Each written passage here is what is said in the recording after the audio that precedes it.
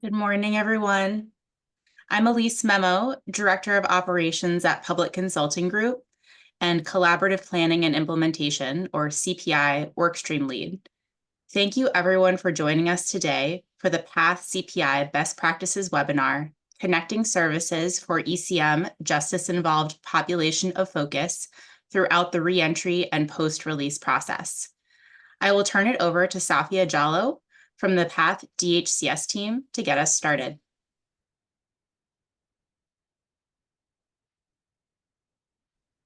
Good morning. Thank you, Elise. Good morning, everyone. Welcome, everyone. I am Safia Tujalo from the Department of Healthcare Services. I am an AGPA of the PAT unit. We are excited to see you all here today looking to learn strategies that support your engagement with CalAIM and the goal of improving the health of life, the quality of life, and health outcomes for our population.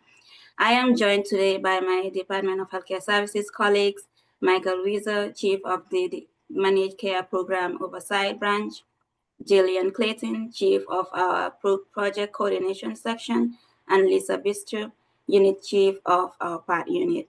Joining from our third-party administrator public consulting group is Alice Memo, the CPI Workstream Lead, Rebecca Rose, the CPI Program Administrator and Contract Lead, and San Hanwell, the CPI Collaborative Assistant. We are also excited today to have our speakers from HC2 Strategies, CPI Facilitator, and Serrano Advisors, who will be presenting our GI webinar today. Once again, thank you everyone for joining us, and I am looking forward to learning with you all. I will now pass it over to Rebecca. Thank you, Safia and DHCS team. Our agenda today is including the PATH CPI Best Practices webinar series.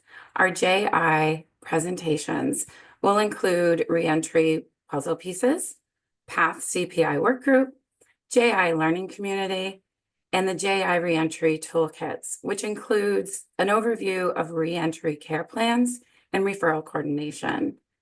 Also, the JI billing toolkit will be reviewed in today's webinar, as well as a highlight of best practices and lessons learned around JI.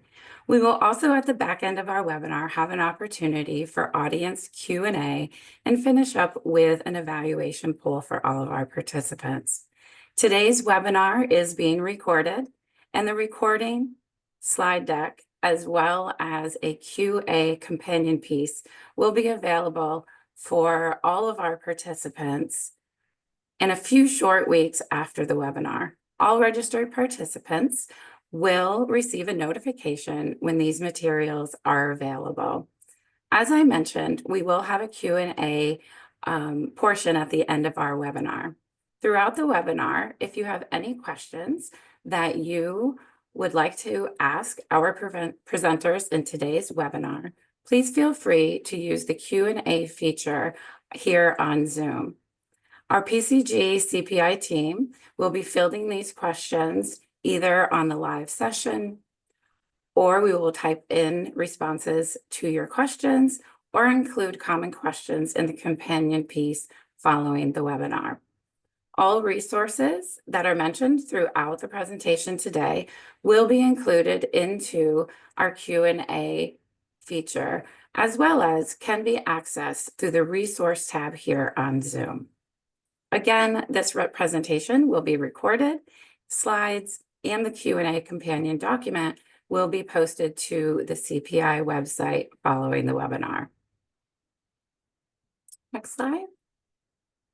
Our objectives for today are for all of you, all of our participants who have joined us today, to leverage techniques to create linkages that lead to successful reentry, develop a reentry care plan, implement justice-involved best practices using the reentry and billing toolkits, and increase the number of justice-involved warm handoffs and referrals into post-release services.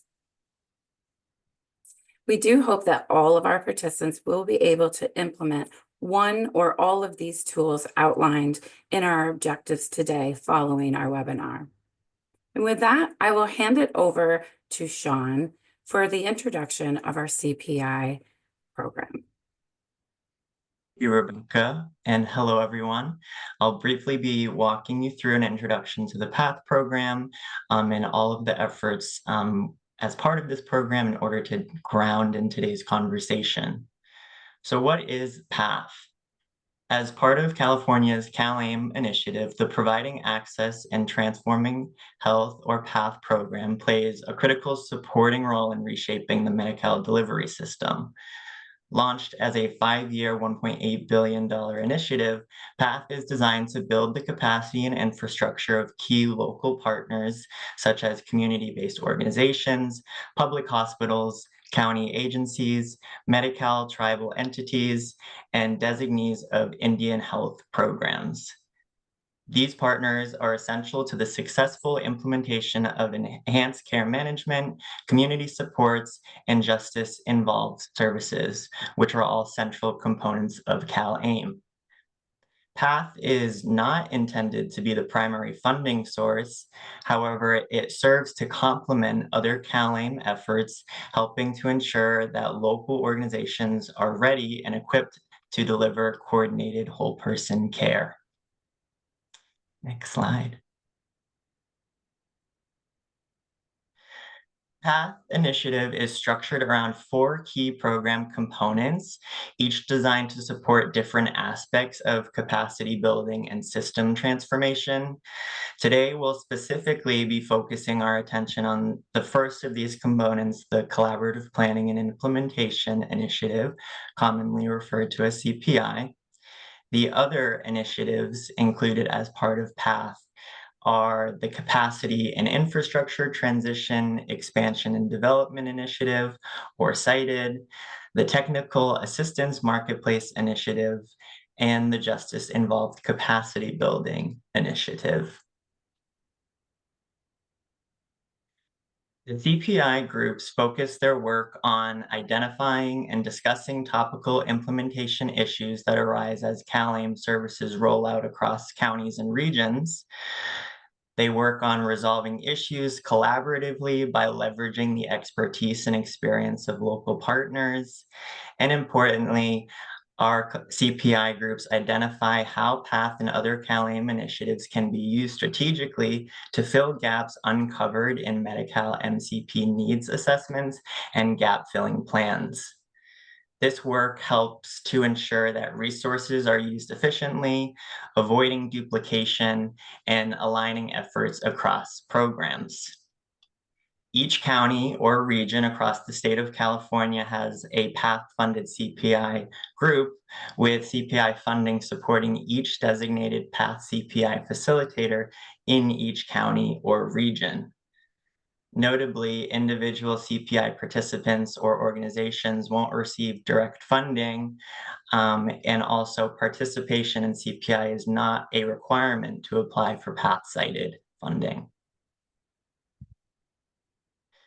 Since the launch of the CPI initiative in August of 2022, participation has grown significantly, demonstrating strong engagement from partners across the state.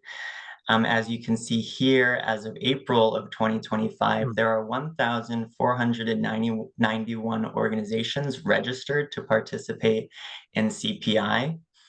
These organizations represent a diverse cross-section of the Medi-Cal delivery system, including CBOs, designees of Indian health programs, and many others involved in local health and social service delivery. Every county in California is represented, highlighting the statewide commitment to collaborative planning and implementation under CalAIM. And finally, here you can see on this slide, which highlights the number of organizations participating in CPI within each collaborative across the state. As previously mentioned, CPI truly is a statewide effort, with participation spanning from smallest counties to the largest ones across the state. And with that, I will turn the mic back over to Rebecca. Thanks, Sean. In these twice yearly CPI best practices webinar, we aim to highlight what is happening with all of those organizations and all those collaboratives that Sean just shared. And we highlight best practices for the implementation of ECM and community supports through these avenues, through the collaboratives, to increase providers' successful participation in CalAIM and to improve collaboration with all organizations to build and deliver quality services for Medi-Cal members. Today's webinar marks the 5th in the Best Practice webinar series. And prior webinars, as you see on our slide here, include engagement in hospitals, elevator pitches, etc., and can be found on the capath.com website. Each of our webinars highlight best practices identified through the CPI initiative, and today's webinar is no different. Next slide. I am very pleased to introduce our speakers for today's webinar.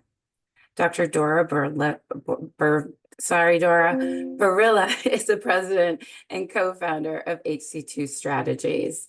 Dora's healthcare leadership and policy expertise empower health and community clients to embrace new frameworks that support the ever-evolving process of better health outcomes and greater community involvement. Her insight comes from 34 years of working with local and state public health departments while representing Providence, Adventist Health, and Loma Linda University healthcare systems. Our second presenter today, Scott Coffin, is the president of Serrano Advisors. Scott is a retired CEO from the Medicaid managed care health plans with 28 years of experience in Medicare and Medicaid finance and contract administration. Scott formed his company in July 2023 to support Sheriff's Office probation departments and all agencies within the CalAIM Justice Involved Reentry initiative. So with that, Dora, I will hand it over to you. Wonderful. Well, thank you so much, Rebecca, and thank you to PCD and DHCS for holding this. It looks like we're at about 122 and rising participants, so that's a pretty significant learning community. And I'm excited to have this conversation and learn together. And you know, as a part of the process, as Rebecca mentioned, we are facilitators for multiple CPIs around the state, and have been really excited to be learning and leaning into this, what we feel is a transformational initiative. The architecture of this initiative was absolutely brilliant. But as you can see here, there's many pieces to the puzzle. So this isn't really in one organization working in a silo. It's multiple organizations working across to create a transformational system. And what we found is that, you know, in the what we call the pre-release services, and then, you know, as we say, the warm handoffs, or as post-release with behavioral health linkages, and then into the work that we're doing in the CPIs, that there was a lot of, you know, silos, a lot of learning from different entities and organizations, and that the importance of this initiative, even though you have a piece of the puzzle, is really understanding that there are multiple pieces of the process, this transformational process, and we all needed to learn together. Even though we held that piece, they had to be connected and they had to work together. So we'd like to share our journey of learning together about all of the different pieces, even though what we were focused in on is really the enhanced care management component. So those providers that are working with the population of focus that are justice involved, and the community supports. But what you find is that there is a systems integration. To develop that system of care, you really have to understand all of the pieces. So let's go to the next slide, and we'll share a little bit about our journey. So there, you know, one thing that we found, HC2 has, in partnership with IHI, has 24 counties. And we found that there was a lot of variation in those counties. And then we partnered with the other facilitators around the state. And what we found was there was a lot of complexity. There's a lot of variation. You had 58 counties, 23 managed care plans, and 288 correctional facilities with multiple models. And so we've really been looking at what are some of the common elements? What are the roadmaps? How can we work together? So we created a what we call a CPI a facilitator work group. So we came together as facilitators to say, how can we learn across from each other? How can we share learnings? And how can we, have some tools that we can help support the learning as justice involved providers come to our CPIs? What's our role in this transformational initiative? And one of the things that we found is that we needed somebody that could put those puzzle pieces together. And that's where we partnered with Scott from Serrano Advisors. Scott thought he was going to go into retirement and really saw that he had the ability to really translate a lot of the partners and what was needed for that transition. So we've been really excited to partner with Scott, to learn from Scott. We've pulled Scott into multiple work groups, not only across the facilitators, but with all of the other facilitators with specific work groups at the local community. So let's go to the next slide, and I'll just share a little bit about what we were trying to really lean, asking the question, how can the CPIs contribute to the advancement of the Justice Involved initiative? And it really was looking at providing strong support to building that system of care. Each facilitator was asking the counties to report out on their progress. And what we found was that not a lot of people were confident in their strategies and outcomes. And it just felt like we all had a lot to learn. So we, in a sense, it's the emperor has no clothes, that we realized that we needed somebody. And so Scott has really stepped in. Scott has provided a roadmap and a toolkit to support our journey. So at least we have understanding of other pieces of the puzzle. We've really created a safe space to say, you know what, we don't understand all the pieces. We need to bring the uncertainty from the local providers and change that into certainty and understanding, and lean into growing together. That we really collected the progress, that we switched, we switched the questions to really, what are we trying to learn? What are you struggling with right now? So people could really feel safe. And really with the premise that we were really growing in the direction of the questions that we were asking, so that we could all feel safe to learn and know that there's a big learning curve and that we can do this. We just need some roadmaps and a place to start pulling this together. So if we go to the next slide, one of the things that we found is that if you want to go fast, go alone. If you want to go far, go together. And so what we did is began to really build this learning community across the continuum. Many facilitators were meeting with work groups locally, but finding that there were barriers and lack of understanding across, those pieces of the puzzles. So what we did is we came together. We wanted to partner with the correction teams, the managed care plans. And what we found our role was really to connect the dots and build the bridges. And so our next step is to expand the learning community. It looks like there's over 836 participants here wanting to learn together. And so we're really privileged to be partnering with Scott, who I think has really helped create a roadmap and began to sketch out some of the learnings that are so necessary in terms of an iteration. And Scott will be the first to tell you, I don't have it all figured out, but let's crowdsource learning. And so he's put together some amazing toolkits that we can learn from what other people have learned rapidly, and then build and add on that so that we can create what needs to be learned together and collectively and much faster in a way that moves us forward. So it's my pleasure to pass the baton over to Scott Coffin with Serrano Advisors to share some of those amazing resources that he shared with our facilitators. Thank you, Scott.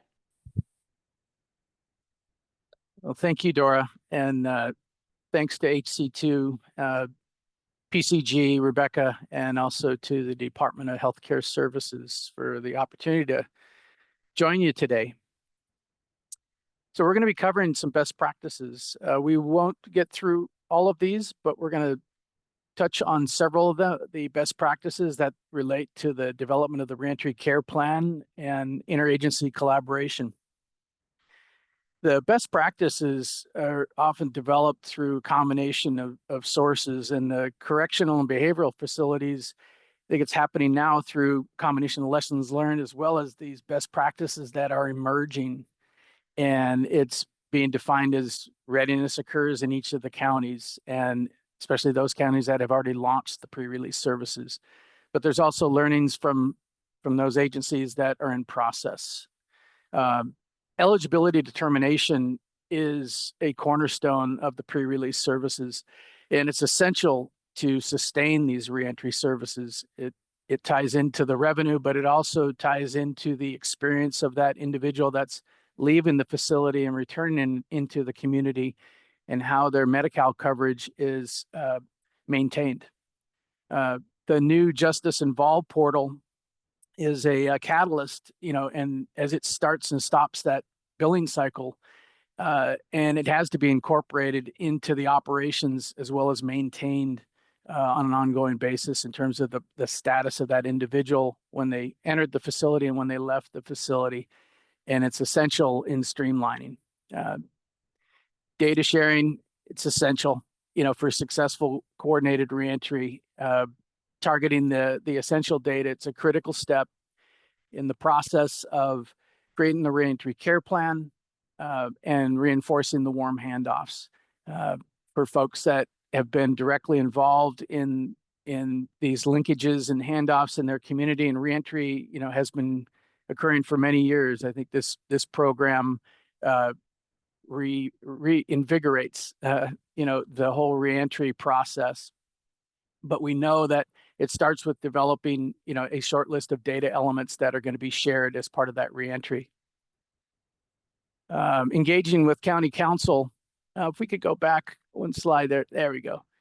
Engaging with county council is also another key practice, and that is really pertaining to the data sharing that you intend to pursue. Last thing I'll say is service encounters are critical to capture in all of these services that are being rendered, because it ties into the very top element there, number 6, which is about the revenues. I think every agency that's participating in this program is forecasting what will revenue look like. And I think there are opportunities to build forecasts that will show and demonstrate sustainability in 2027 and beyond. And this is in the years after the path funding ends, and we're depending on the ongoing revenue from these services to sustain the operations. The reimbursement framework is designed using 2 parts, the fee for service as well as a capitated rate. And for example, the clinical consultations in the facility are reimbursed at standard Medi-Cal rates, and the service bundles are reimbursed at different levels depending on the type of function, whether it's a health risk assessment or it's care coordination or a reentry care plan. And for the clinical consultations, oftentimes more revenue is going to be earned as the individual stays in that facility and receives treatment. So the longer the stay in the facility will likely result in higher revenues. But the service bundles get paid at a flat rate and based on completion. And so the county jails and the juvenile justice facilities, need to look at how to become more efficient at delivery of these services and how to capture these services, especially for those short stays, the under 72 hours. We know that a majority of individuals are in these facilities for under 2 weeks. So we need to think about technology and the use of technology to capture these services and make sure that reimbursements match up with the work that's performed. Next slide, please.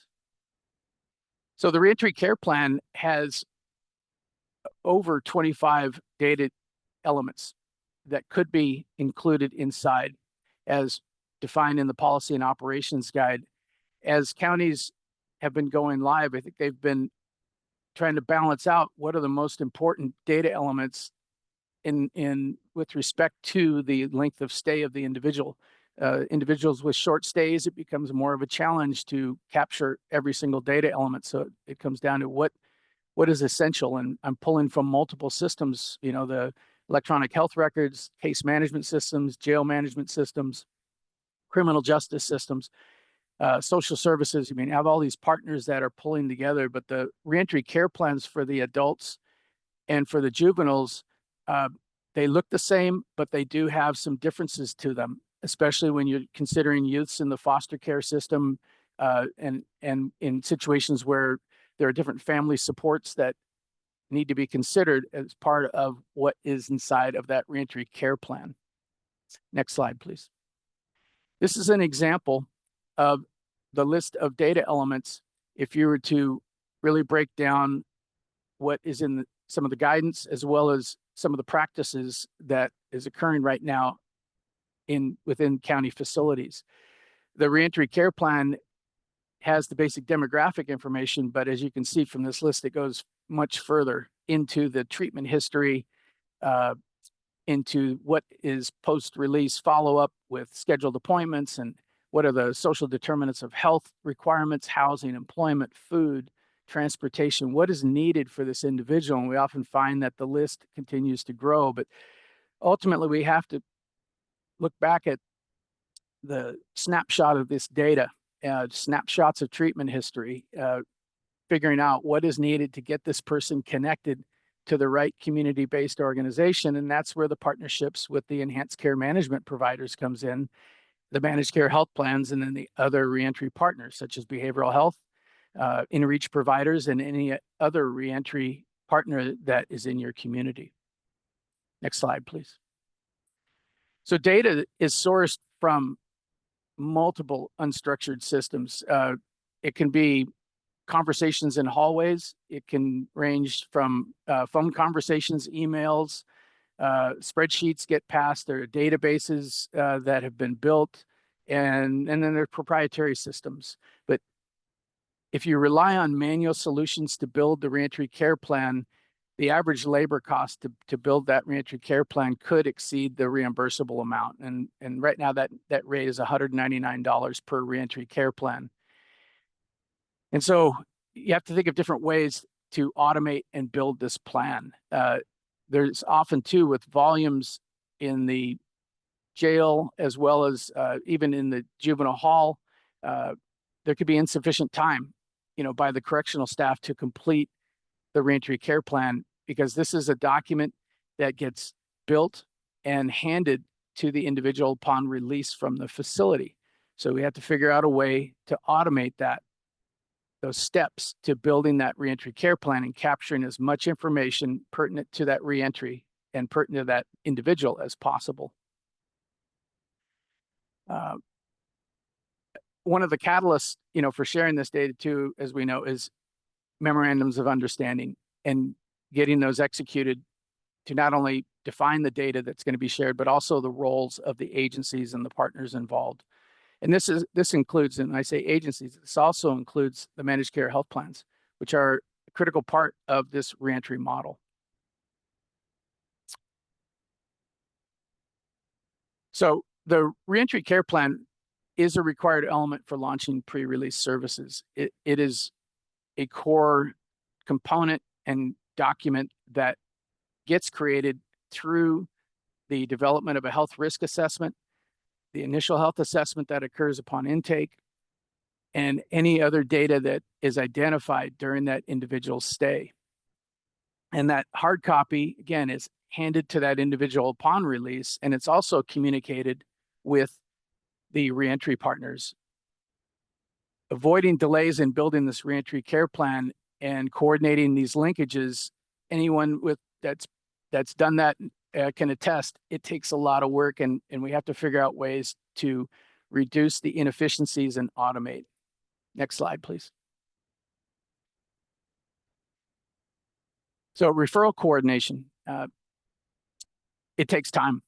The number of linkages is determined by the local network of providers, the needs of the individual transitioning into the community, and other factors that tie into how do I connect this person to the right level of care And how do I do it in a timely manner? And how do I know that they've connected to these services? So that follow-up is also another critical part. Creating the reentry care plan is labor intensive. It can be when you do not automate. And the DHCS has shared forecasts of 1 to 2 hours to develop a reentry care plan. And I think experience is starting to form in the counties that have gone live, and they're seeing a variation of what time it takes and how much data can actually be pulled together with the short stays and the quick release. Individuals facing probably the biggest challenge is how do we do it with very little notice or very little time? And when you have facilities like the adult facilities that are releasing anywhere up to 50 to 60, even higher number of individuals per day, is how do you automate that process so that each person that's leaving that facility receives a reentry care plan, and inside of it contains those linkages, which are essential. But focusing on the essential data to complete that warm handoff and linkage, and to balance that available time, is the balancing act. And I think that's one of the characteristics that counties that are preparing to launch these services, as well as those that have already launched the services, are starting to experience their own patterns on what it takes to pull this referral together and really make it a referral that connects the individual into these community-based resources. On July 1st, the closed loop referral process goes into effect for the enhanced care management justice involved population of focus. And this is something that many of the managed care health plans and local systems are getting ready to implement, because this is a process. Closed loop referral takes everyone to participate in it to really make it happen. It's not just the managed care plans, but it's all of the participants in the community that are involved in those appointments and the appointment setting, and making sure we follow up and understand, did the person reach the destination that they were intended to reach? Did they miss the appointment, and do we need to follow up and reschedule? That takes communications, and it also takes reentry partners talking about this person's experience, and did they actually reach that level of care that was needed. And so when we think about the pre to post release connection, these referrals become a critical part of the equation. Roles and responsibilities. This is an area of great interest, and this matrix is designed to define the roles for each reentry partner. You can take this template and reshape it to fit within your community based on the structure of your provider network. Do you have in-reach providers? If you don't, you don't need to keep that column there. Most of the facilities, if not all, have embedded health. And so the embedded health provider has a role, but it's critical to identify who is going to be performing what part of the reentry process. The X in each box represents an action, or it represents an initiation. And you can take this to multiple levels. You can drill down into, if you use any type of RACI models or ownership models, each X has a story in and of itself. And the important part is defining it through narratives, what the X means. For example, the health risk assessment. That is a common function for embedded health providers in the juvenile and adult facilities to be completed. That assessment is a clinical assessment, typically referred to as a follow-up, and it follows on the tail of an initial health assessment that gets performed during the intake process. So this health risk assessment, it clearly sits inside of the embedded health provider, but based on the type of health model that you have in the facility. For example, if you had one embedded health provider performing the physical health, you could have a county behavioral health agency performing the mental health and substance use assessment portion. Those need to come together. So that's where the X's start to multiply in terms of who has a role. But again, it's important to take these X's and put words to them. And then following the completion of the matrix, that's where the process flows are created that define the pathways to at a more detailed level and serve as a baseline for developing the operational procedures. Next slide, please.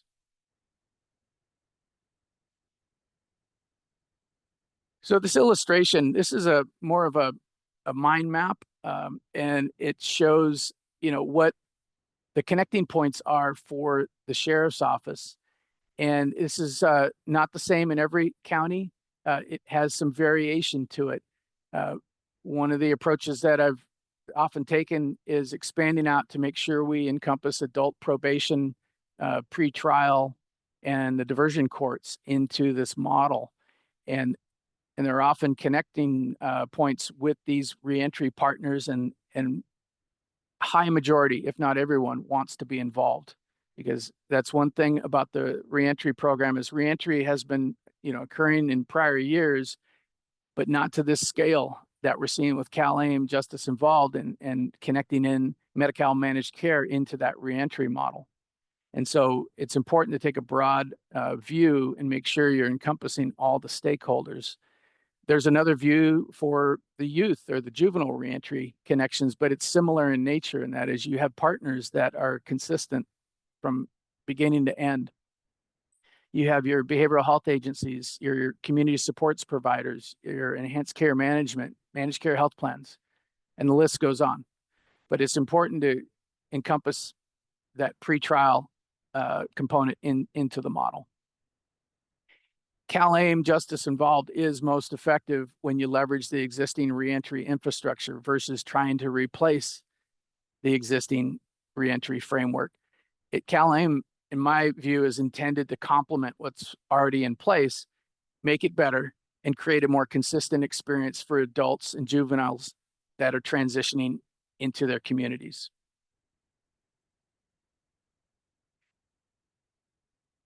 Next slide, please. So the framework for a process flow is built on the roles and responsibilities, as I mentioned a few minutes ago. It can be organized into a number of views. This here is a swim lane that shows, it's built with very simple tools, but you can use Visio or PowerPoint or other visualization tools. But when you're planning with the reentry partners, it helps to have a visual to kind of connect the dots, because some people like me, we gravitate toward visualization, whereas others like to see the words. And so you can complement with a mix of these process flows and swim lanes. But in this scenario here, this takes at the top from the booking and intake all the way through the release process, and then demonstrates some of the initial handoffs and linkages that are going to occur. Now, it doesn't capture every step of the process. It's designed to get the discussions started. And these referral pathways are defined often by the individual's acuity, as well as decisions that get made. For example, opting out or opting in to enhanced care management. There are some individuals that may say, yes, I want to be part of this enhanced care management post-release network, and they are referred in. And then others, by way of choice, say, it's not for me. Either way, the managed care plan is positioned to coordinate that individual's access into Medi-Cal services upon release. But it's those swim lanes above that really define what those pathways are going to look like. And so the Medi-Cal eligibility and the pre-release screening, that's where they become those cornerstones to this CalAIM Justice Involved program, is making sure that you identify that individual early on as eligible, and then determining what levels of coordination are needed with all the partners, social services department for the eligibility, if they have the severe mental illness or substance use, addiction services being needed, they're referred into the county, and then from there connected into the managed care plan. So again, it has a cadence to the flow. Every county has a different rendition, and I think it's important to build your own view of how the system should work at a local level, and also match in with the compliance with the CalAIM Justice Involved program. So the most common workflows to document is, one is, what if the individual is not eligible for Medi-Cal? What happens there? The eligibility is completed, but maybe they're not completely, they're not assigned to the managed care plan. The assignment to the managed care plan is needed to make those linkages and handoffs, but what do you do when the assignment's not complete? And that's the important part, is to figure some of those linkages out and how those connections are going to be made in advance of the actual situation occurring. So again, visualizing helps to identify where the gaps are, and it also helps to determine what is needed. Next slide, please. Contact cards are useful to connect services for inter-county releases as well as intra-county releases. So in the context of knowing who to contact, that often requires time and energy, especially when you're in a county, I'll say Riverside County, where an individual is detained, but they're returning to Sacramento County, their place of residence. Knowing who to contact in Sacramento County and what types of exchanges are needed to make that connection, what health plan is the individual enrolled in. You go back to those process flows, and it's an easier discussion when the individual resides in the same county as they are being released. But oftentimes, there are folks that are transitioning through county borders. And with the state prison system, individuals could be released from a facility in the north to their home in the south. And it goes like this for pretty much all of the adult and juvenile situations. So contact cards, the idea here is know who to contact before you need to make the outreach.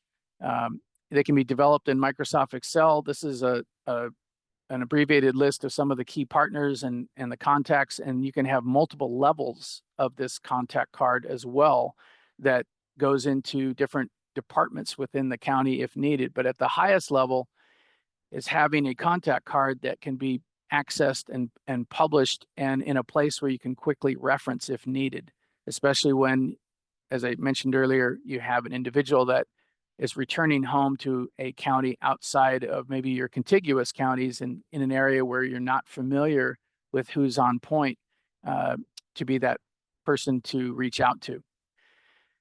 In July, there is a portal that's being developed, and it's called bhlinkages.com is the web domain. And this domain is going to host contact cards statewide for each county. And it's going to take a group effort from everyone that is involved to maintain these contacts. But the idea is to have the key contacts from each of the respective areas, from the agencies, from the Medi-Cal health plans, enhanced care management providers, and other community-based providers will be invited to participate in this. It's just a forum and more of a registry to be able to go to and find who is that contact in a particular county if I need to make the outreach. Is it an email address? Is it a phone number? Is it a combination? My hope is that folks will develop distribution lists from this contact list and use this to automate the process, especially when they're doing inter-county transfers. Next slide, please. So lessons learned, toolkits. I believe toolkits standardize the way you approach readiness. It works in operations, and I think folks that have used toolkits appreciate that it helps to build structure and standards. One of the challenges associated with the Reentry initiative is variation. The health delivery model in each county is uniquely different. And what toolkits do is help to make sense of the complex topics. The toolkits are live documents, and they evolve as guidance gets released and as policy changes are announced. They also help to inform lessons learned, because The best practices ultimately come from the lessons learned, but best practices emerge over time as an artifact or as a result of things that you've found out that are working well, and you really should be, replicating. Automation is an example. We know, I think everybody agrees, automation is a destination, but it takes steps to get to automation. So what do you do between now and then? So these toolkits are informed by the lessons learned from correctional agencies, from managed care health plans, from community-based organizations, all reentry partners, behavioral health agencies, everyone. So a short series has been published to help everyone. They're free. You can download them. I think on the next slide we have the link to the site, and if you have suggestions on ways to make improvements, please send me a note. Contact information is available on the site. And I'll close by saying thank you to everyone for being here today. And thank you to HC2 and PCG and DHCS for this opportunity.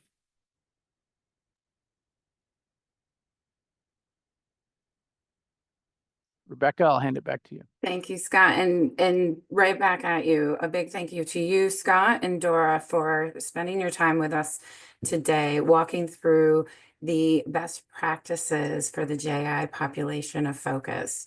We do have some questions that have come through in our Q&A feature. With nearly 800 folks in the room, we can't possibly get to all of our questions, but we will take a few minutes to answer a few of your questions that have come in through the chat. The additional questions that we are not able to get to today, we will include in the Q&A companion document that will be posted to the CPI website, along with today's recording and slide deck. In the next few weeks, we hope to have this produced and notify all of you of these materials and their availability by the end of the month. So the first question that I have for you, Scott, is could you outline maybe additional items within the toolkits, whether it be billing or the referral to reentry toolkits, that we may not have had time to point out today and walk through today? Are there other items in these toolkits that you would recommend folks to look for and review in your toolkits? Yeah, one area, Rebecca, would highlight is interagency collaboration.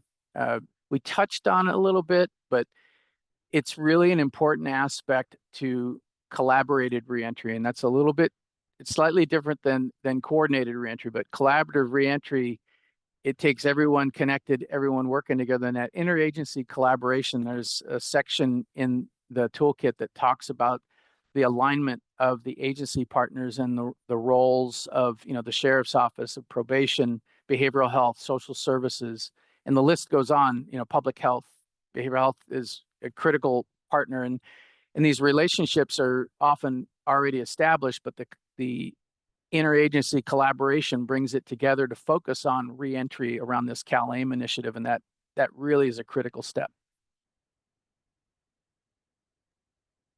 Thank you. And could you, with that in mind as well, could you give some tips and tricks on intercounty transfers? I know that is highlighted quite extensively in your toolkits as well. Mm-hmm. Well, so intercounty transfers, I have experienced firsthand that it really comes down to a very strong partnership with the local social services department.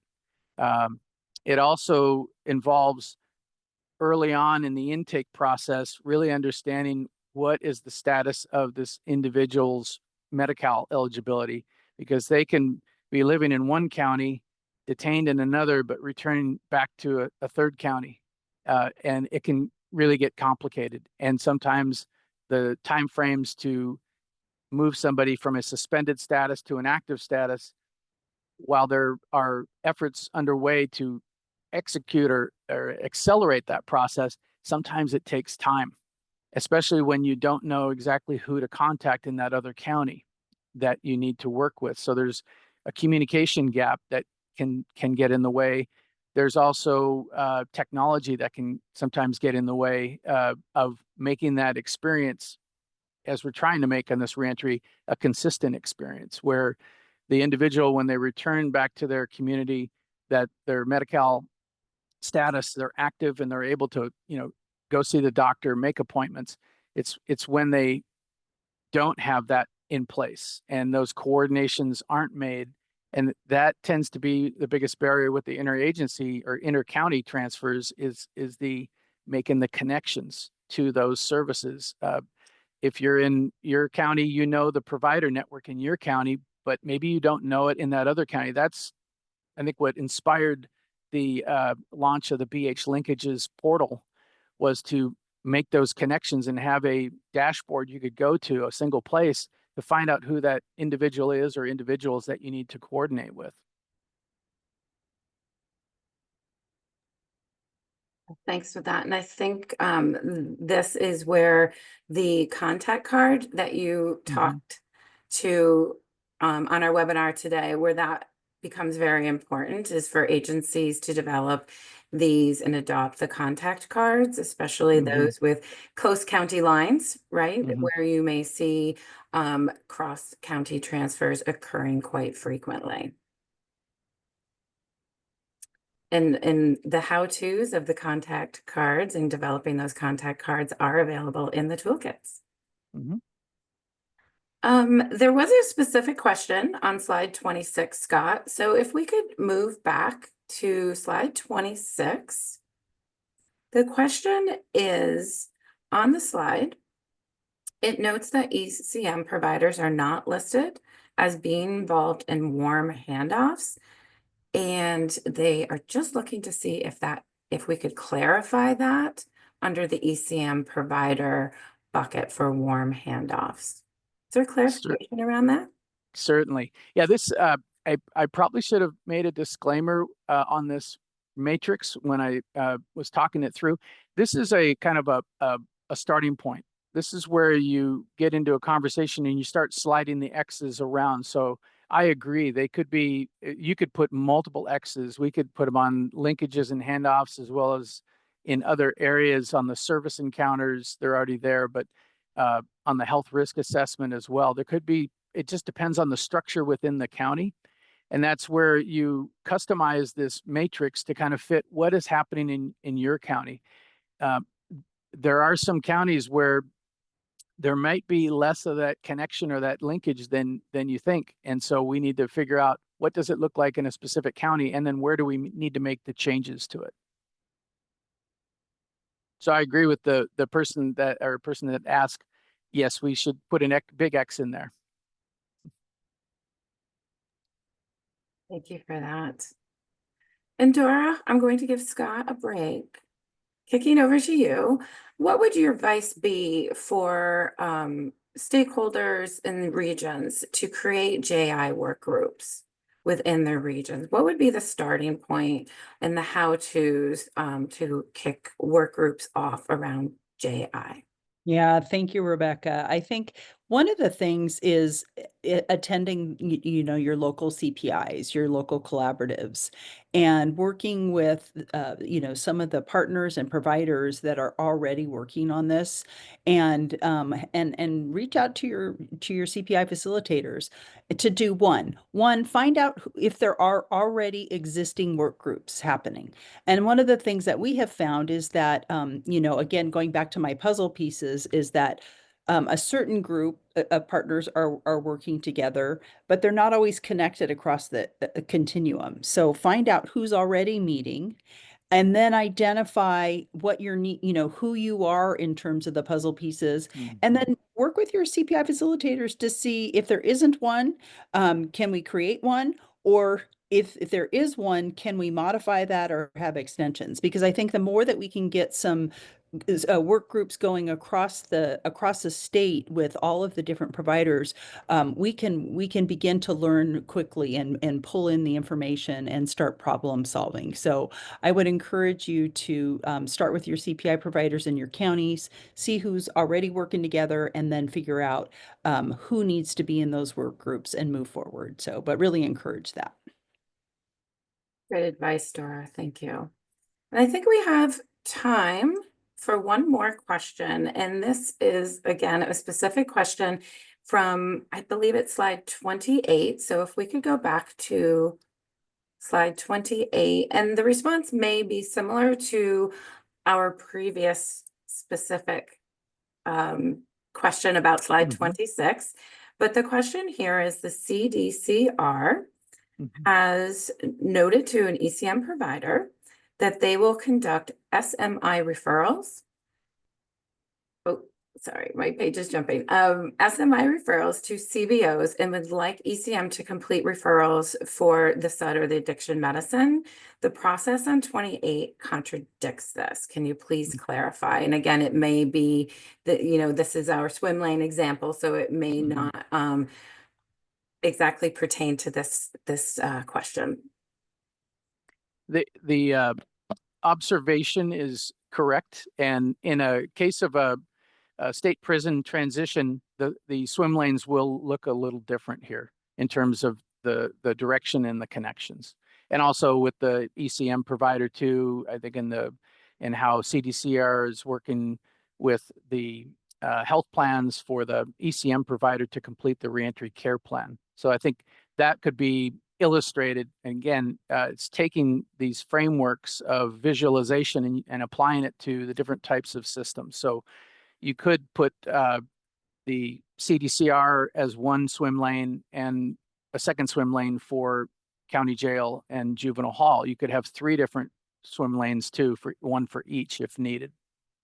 I think the encouragement is, you know, take some of these approaches and apply them to the scenarios in your county in terms of which system you're working with. But thank you for that observation. Thank you. Unfortunately, that is all the time we have for questions today. Again, to all of our participants, thank you for joining us today. And we will be taking all of the questions we were not able to get to today and putting that in that Q&A document along with the recording and the slides that should be posted by the end of the month to the CPI website. And again, we will notify all of our registered participants on today's webinar when those materials are available. And with that, I'm going to hand it over to Sean to close us out of our webinar for today. Thank you, Rebecca, and thank you all for joining us today. If you haven't already, we hope will join a CPI collaborative in your region. We'll be dropping the registration link in the resources tab for you to learn more. And additionally, please stay tuned for announcements of the next CPI Best Practices webinar, which will be taking place in October of 2025. To help us ensure that these events are as useful and engaging as possible, please take a moment to respond to our evaluation poll before you exit the webinar today. That has just been launched and will remain open. We really appreciate this feedback. And as we continue to leave this evaluation poll open, we just want to thank you on behalf of DHCS and the PCG CPI team. We greatly appreciate your participation in today's webinar and hope to see you again at our next Best Practices webinar in October. So thank you, everyone. Thank you. Thank you all.